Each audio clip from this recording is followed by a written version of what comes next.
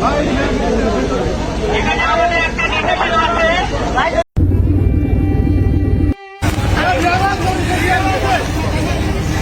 আল্লাহ রাব্বুল আলামিনের কাছে লাখ লাখ শুকরিয়া যে আমরা বাসে যতজন যাত্রী ছিলাম আনুমানিক 38 জন সবাই সুস্থভাবে আগেই বের হয়েছি। প্রশাসনের একটা অন্যতম একটা ধন্যবাদ দেওয়া দরকার যে তারা ওখান থেকে আগে যাত্রীদের নামিয়ে দিয়েছেন।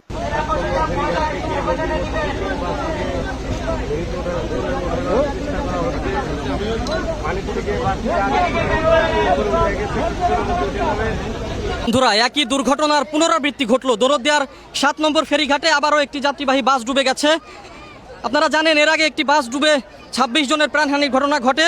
সেই একই ঘটনা আজকে আবার ঠিক কিছুক্ষণ আগে ঘটেছে দৌলতদিয়ার 7 নম্বর ফেরিঘাটে। এসবি পরিবহনের একটি যাত্রীবাহী বাস, বাসটি কুষ্টিয়া থেকে আসে এবং কুষ্টিয়া থেকে আসার পরে এই বাসটি এই ফেরিতে উঠে যায় এবং ফেরিতে উঠে যাওয়ার পরেই এই যে ফেরির যে ডালা, এই ফেরির ডালা ভেঙে ঠিক এই জায়গা দিয়েই আপনারা দেখতে পাচ্ছেন ক্যামেরার সাহায্যে, ঠিক এই যে এই জায়গা দিয়েই এই যে ডালা ভেঙে এই জায়গা দিয়েই বাসটি নদীতে পড়ে গেছে। আপনারা দেখতে পাচ্ছেন এই যে ডালা, এই ডালাটি ভেঙে নদীতে ঠিক এই জায়গাটিতে এই মুহূর্তে বাস রয়েছে। আপনারা দেখতে পাচ্ছেন এরই মধ্যে উদ্ধারকারী জাহাজ হামজা এখানে চলে এসেছে। হামজা ছোট্ট একটি সিদ্ধান্তই আজকে এতগুলো প্রাণ বাঁচিয়ে দিল। দর্শক, আপনারা নিশ্চয়ই ইতিমধ্যেই খবর পেয়ে গেছেন যে আজ সকালে দৌলতদিয়া ফেরিঘাটে একটি বাস নদীতে পড়ে গিয়েছিল। তবে এবার আর গতবারের মতো তেমন কোনো প্রাণহানির ঘটনা ঘটেনি। এই তো গত 2 মাস আগেই একটি বাস দৌলতদিয়া ফেরিঘাটে নদীতে পড়ে গিয়েছিল, আর সেই মর্মান্তিক দুর্ঘটনায় 26 জনের প্রাণ চলে গিয়েছিল।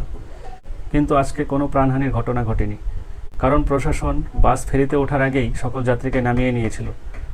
সকল যাত্রীকে নামানোর পরই বাস ফেরিতে ওঠে এবং ফেরিতে ওঠার সময় ফেরির ডালা ভেঙে নদীতে পড়ে যায়। বাসটি নদীতে পড়ে যাওয়ার কিছুক্ষণ পরই বাসের ড্রাইভার এবং হেল্পার উপরে উঠে আসে।